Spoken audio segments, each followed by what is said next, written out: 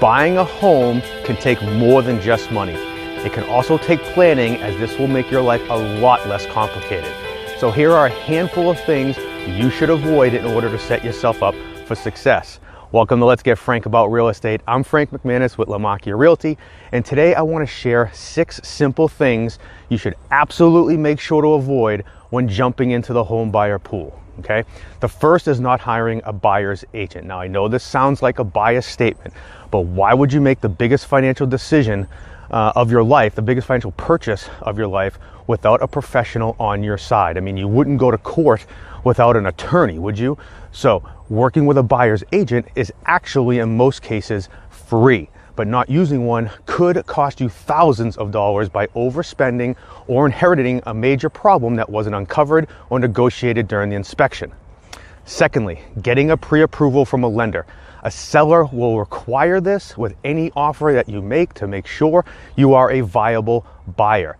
And not knowing how much you can afford is absolutely a recipe for disaster. You don't want to fall in love with a home only to find out you don't qualify for it. So this should actually absolutely be the first step in the buying process.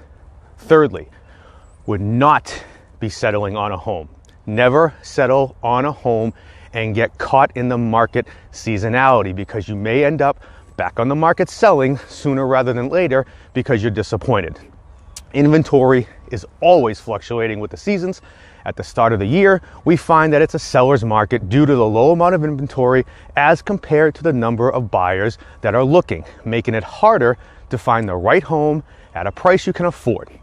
But as we get into the summer and fall, inventory increases, the amount of buyers therefore decreases, providing more choices at more competitive prices. So when looking, take seasonality into consideration and keep searching for a home that fits you, your lifestyle, and your budget the best. Fourth, not getting distracted by staging. Okay, this is one of the most important parts for sellers, as it allows buyers to visualize living in the space and appeals to their hearts as well as their heads. Also, keep in mind, sellers can use staging to make rooms look a lot larger than they are, or to cover up areas that might need repair. So make sure you focus on the house itself and not the details. All right, next is number 5, which is don't think you're Tim the Toolman Taylor, Mr. Handyman, because no home is going to be perfect, not even brand new construction.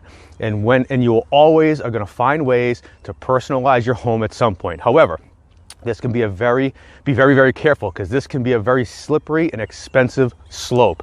Make sure you have an improvement budget set aside that you will actually stick to. Otherwise, you might find yourself way over your head very quickly. Lastly, number 6, don't drag your feet.